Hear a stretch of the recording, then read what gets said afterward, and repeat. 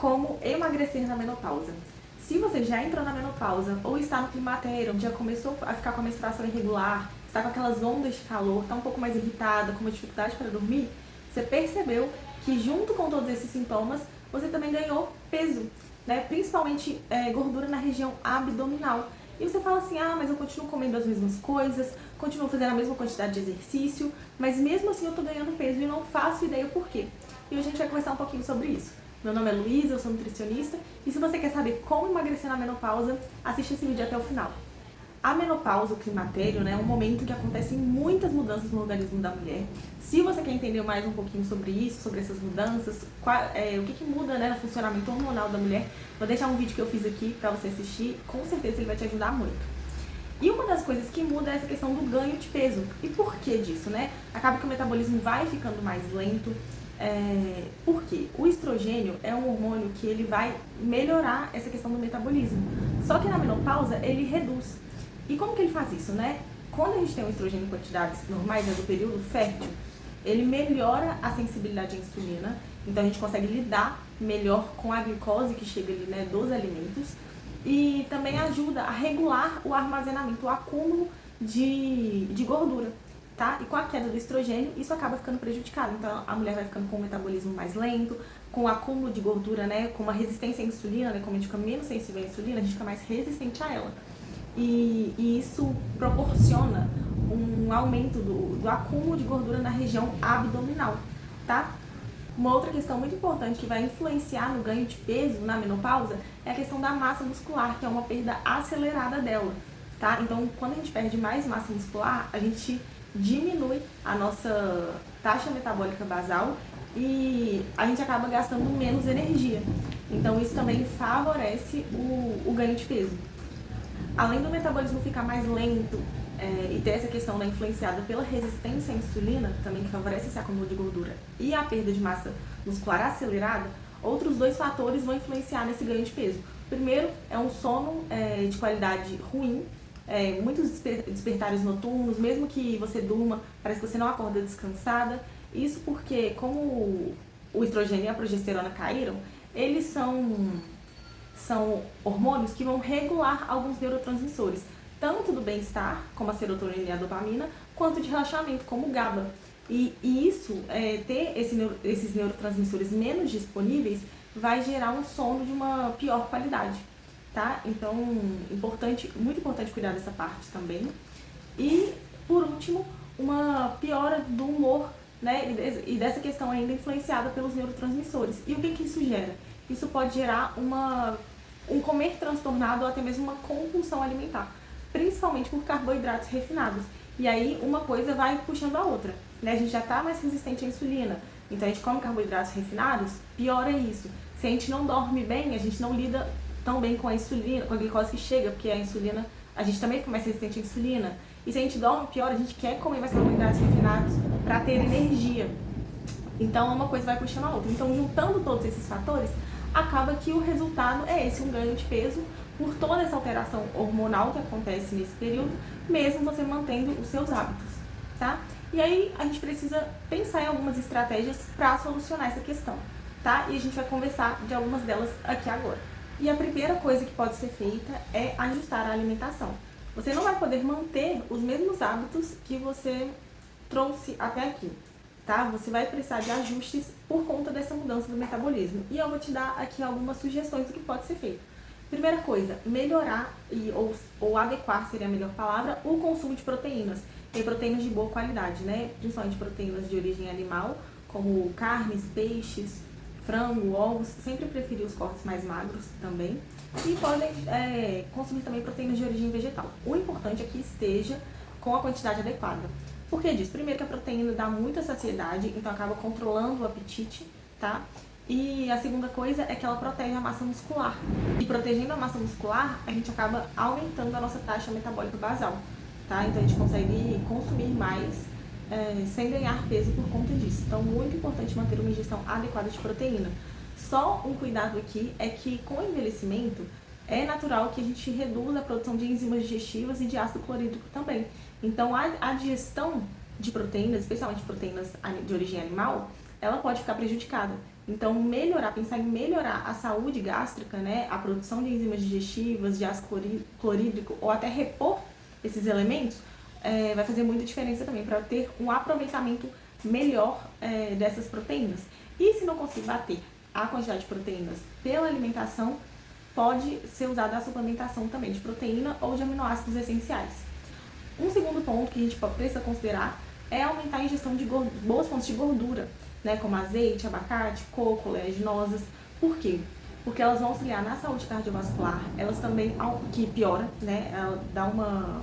Na verdade não é que piora, né, existe um risco aumentado de doenças cardiovasculares na menopausa, porque o estrogênio é um hormônio protetor cardíaco, porque ele melhora a vasodilatação, melhora o perfil lipídico, é anti-inflamatório, e como ele cai, há um aumento do risco de doenças cardiovasculares.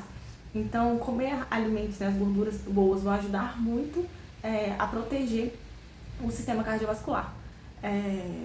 E além disso, é anti-inflamatório, são alimentos, né, anti-inflamatórios, que dão saciedade também, controlando o apetite, controlando a quantidade que você come, e isso é extremamente importante, tá?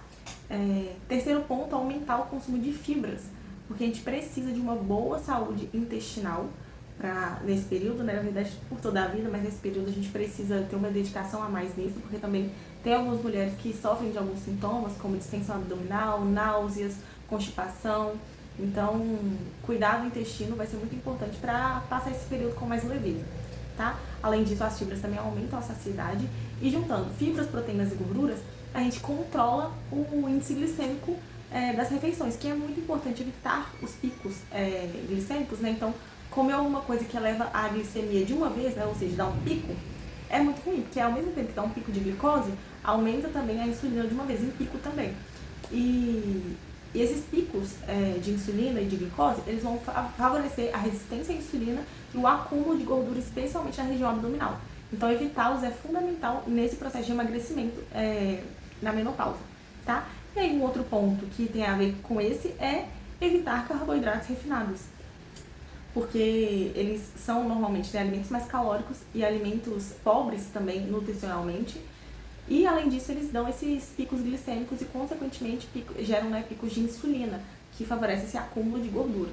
Então, evitar esse tipo de alimentos também, aí tudo baseado em farinha, alimentos ultraprocessados, refrigerantes, doces, bebidas alcoólicas também. Então, evitar todos esses alimentos que eu comentei e basear a alimentação mais em frutas, verduras, legumes, proteínas de boa qualidade, cereais integrais, oleaginosas, temperinhos, chás, tá? É a melhor opção.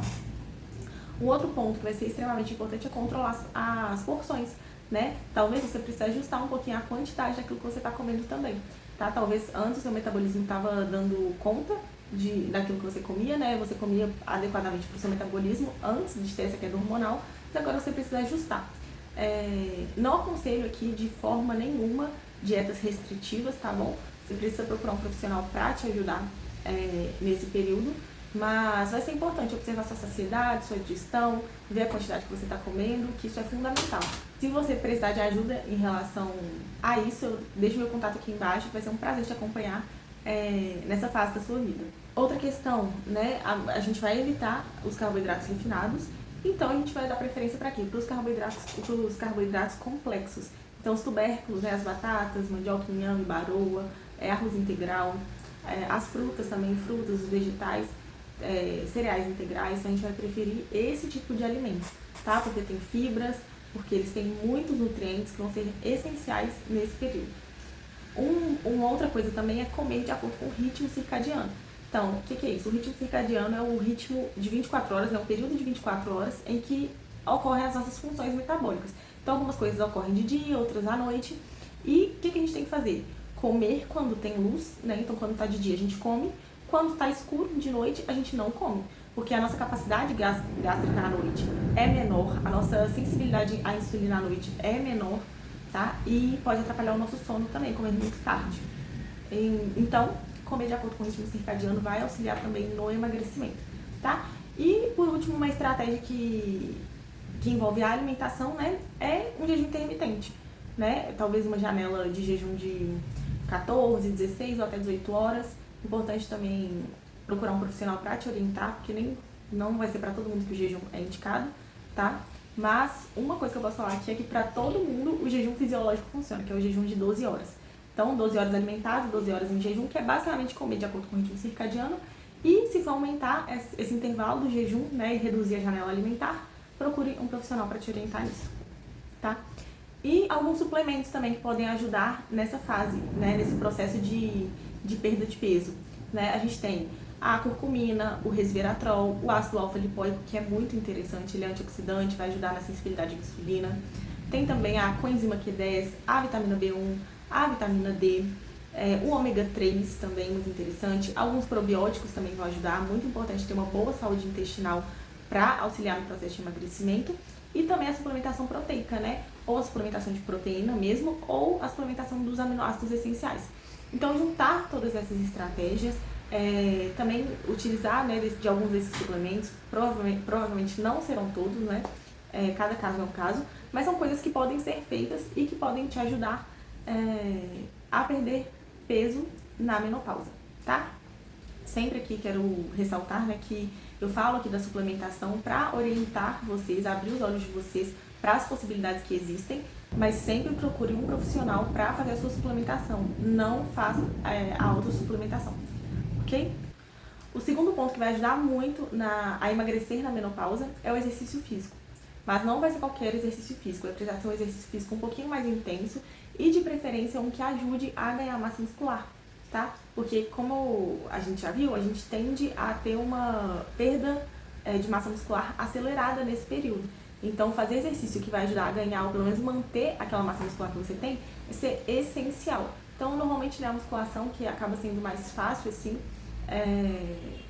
é muito importante de ser feita, tá?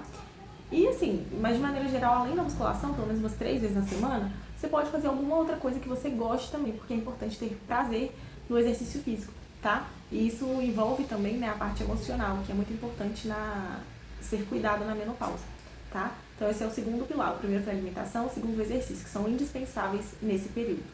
O terceiro ponto para auxiliar no emagrecimento na menopausa é ter uma boa qualidade de sono. Por quê? Quando a gente tem uma noite de sono ruim, basta só uma noite de sono ruim para a gente ficar mais resistente à insulina, para a gente ter mais vontade por alimentos hiperpalatáveis, né, como doces, carboidratos refinados, alimentos com mais gordura. Por quê? Porque a gente está cansado e o nosso corpo quer energia. E qual que é a forma do corpo sinalizar pra gente que ele quer energia, que ele precisa de energia? É pela fome. Só que, por exemplo, alimentos com carboidratos complexos, né, como as frutas, saladas, ou uma proteína, ou gorduras, né, boas, como o abacate, por exemplo, o azeite, eles vão aumentar a glicemia no nosso sangue de maneira lenta. Agora, carboidratos refinados, né, como fast foods, doces, refrigerante, açúcar, tudo isso vai dar pico de glicose. E o corpo quer o quê? Energia rápida. Então, vai dar mais vontade de comer esses alimentos, né? Aumenta essa vontade por doce, essa urgência por doces. Então, ter uma boa noite de sono vai ajudar no controle do apetite e nesse controle hormonal também, melhorando nossa sensibilidade à insulina. Então, assim, controlando também grelina e leptina, né, que são os hormônios de fome e de saciedade. Então, assim, fundamental. E a higiene do sono, fazer alguns chazinhos para tomar à noite, suplementar algumas vitaminas, principalmente complexo B, magnésio ajuda muito, em alguns casos a melatonina pode ser importante também. Então, ter um sono reparador precisa para emagrecer, tá bom? E por último, a quarta orientação para quem quer emagrecer na menopausa é cuidar da saúde intestinal. Por quê? Porque o intestino está envolvido no controle hormonal, na regulação hormonal, também na regulação da inflamação. Se existe uma inflamação ali a nível intestinal, essa inflamação pode gerar uma resistência à insulina.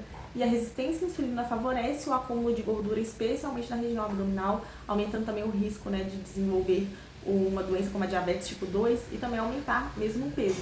Tá? Então, controlar a inflamação para reduzir resistência à insulina é fundamental. E o intestino tem um papel central nisso. Então, cuidar da saúde intestinal, assim, é o primeiro passo, eu diria, para o emagrecimento, tá? Cuidar da saúde intestinal. Fora isso, ele também ajuda no controle do apetite, né? E junto, assim, com esse controle hormonal, eles caminham juntos, tá? Então, muito importante, essencial, indispensável cuidar da saúde intestinal. E aí, para cuidar da saúde intestinal, a gente tem um programa que a gente chama de Programa dos 6 R's, que vai desde a remoção até a reavaliação da saúde intestinal, para garantir que o intestino esteja saudável, funcionando bem, desinflamado, com a microbiota intestinal muito boa, né, sem nenhuma desbiose, que é esse desequilíbrio entre os micro-organismos ali no intestino, sem o leaky gut, que é esse aumento da permeabilidade intestinal, né, com a função de barreira do intestino preservada. A gente precisa começar por aí e cuidar muito, muito bem disso, tá? Então esses são os 4 pontos que eu queria deixar aqui hoje para vocês que desejam emagrecer na menopausa, que ganhar esses quilos a mais. Então, ajustar a alimentação, exercício físico, especialmente musculação, ter um sono reparador, tá? E cuidar muito bem do seu intestino. Se você gostou desse vídeo, não esquece de curtir, deixa um comentário aqui se você tem alguma dúvida ou alguma sugestão e também compartilha o vídeo com aquelas pessoas que você sabe que vão se beneficiar dessa informação, tá? E se você deseja fazer um acompanhamento nutricional comigo, eu vou deixar o meu contato aqui na descrição do vídeo. Vai ser um prazer te acompanhar nessa fase da sua vida. Um beijo e até o próximo vídeo.